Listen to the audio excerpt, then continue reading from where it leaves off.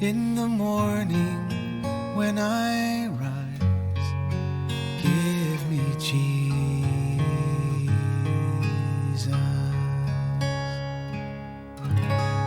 Good morning and happy Thanksgiving.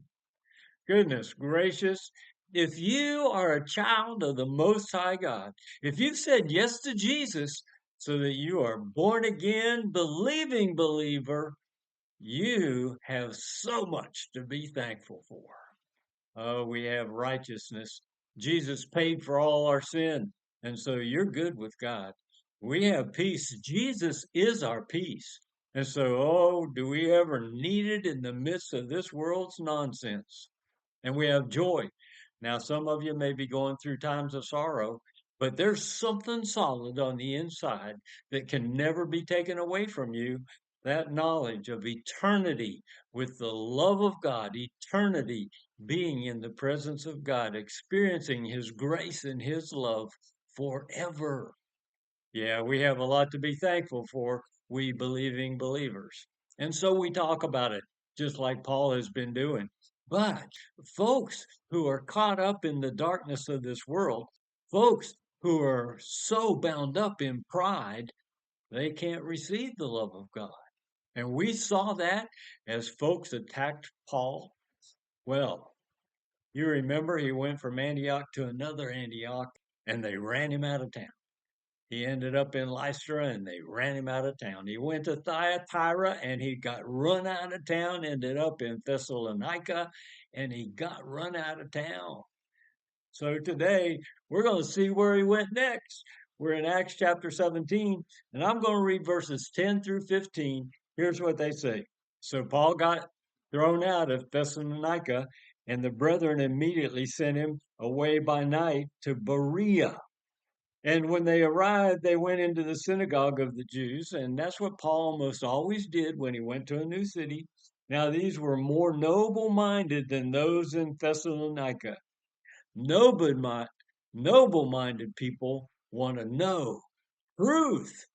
Jesus is truth. So when you talk about Jesus, in particular, when you do it with the scriptures, and all Paul had to work with were the Old Testament scriptures, then people want to hear that and they want to check it out according to the scriptures. And these guys did that. They received the word with great eagerness, examining the scriptures daily to see whether these things were so. Now, many of them believed, along with a number of prominent Greek women and men. But folks who are not noble-minded, little-minded people, they get jealous. They rise up in pride.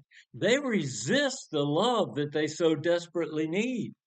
When the Jews of Thessalonica found out that the word of God had been proclaimed by Paul in Berea also, get this. They came there as well, agitating and stirring up the crowds. Well, they created a riot in Thessalonica, and they are so driven by the enemy, committed to shutting down the love of God, that they leave Thessalonica, go to Berea to attack Paul there too. Then immediately the brethren sent Paul out to go as far as the sea, and Silas and Timothy remained there. They stayed in Berea. Now, those who escorted Paul brought him as far as Athens, and receiving a command for Silas and Timothy to come to him as soon as possible, they left. See, Paul said, "You send Silas and Timothy to me as soon as they can come." And Paul went to Athens. God bless you as you spend today with family, being thankful for the love of God that's alive on the inside of you. Let that love flow to friends and family as you feast with them today. I look forward to seeing you tomorrow. Come be with us. We'll go to Athens. I'll see you then. Give me Jesus.